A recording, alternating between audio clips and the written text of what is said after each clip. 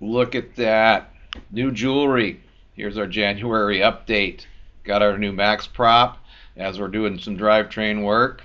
And MT161, how's it going? MT161, how's it there's going? Matt there showing it off to his drivetrains class. So if you saw the lots of fiberglass changes with the whole repositioning and moving of the engine and whatnot, these poor guys have had this gudgeon on and off a dozen times in the rudder, but it is finally done. And so you've probably seen this show up in a lot of the videos, and it's hard to express on film, but there's been a lot of work that's went into this, and it works way better now. It works like it should, like it's new.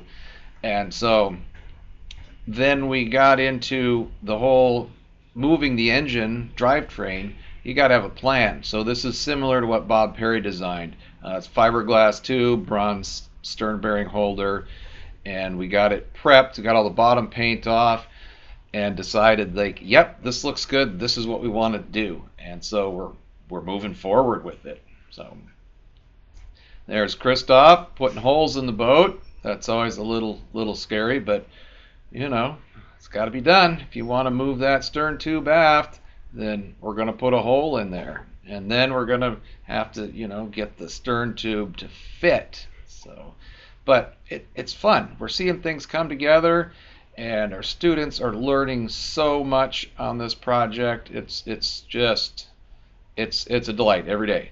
I like this little shot here, grinding and getting up inside of the boat. There's the tube. It's gonna fit pretty nice. I like it.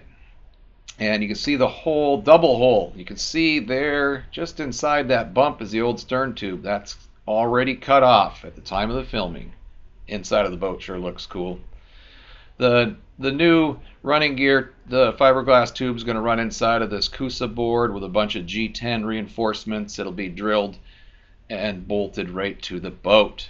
In the shop, we've got the mast coming back together. All those parts that we took off had to go back on. So there's plastic isolation in there and a bunch of giant rivets. So it was good. We also got all the wiring done and put into the mast, and the winches are on, and so we took it out of the shop. We needed the space, and it's still winter. We're going to be working. It's going to be a couple months before we put the mast back on, so we'll do the running rigging and actually attach the standing rigging once a couple months down the road.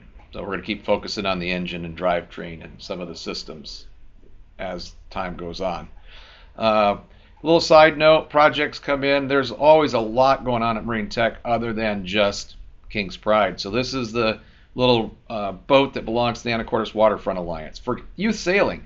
They're the ones that get kids on the water. So we service this boat for them every year and keep it running. Our chain plates were just raw stainless, and although it was great, machinist Bill helped us out and built them all. But we decided we could do the polishing, and luckily we don't have to polish every side of every one. But we started with some different grits of flapper wheels, then we went to some Scotch-Brite pads, and we figured, well, we can do this, and so we want them to be shiny and looking like new, but anytime we can save a few bucks, that's good. Good friend Denny donated this buffing wheel so we could use it, and that's going to put a nice mirror-like finish on these chain plates. And so it's always exciting when you've got the old stuff, the busted chain plates off and out and cleaned up, and we're actually putting it together. Yeah, another $9,000 this month. We're up to about $70,000. We're going to be a little over budget. Welcome to the world of boats. That's no surprise. In the forward chain locker, this bulkhead was only bonded on one side.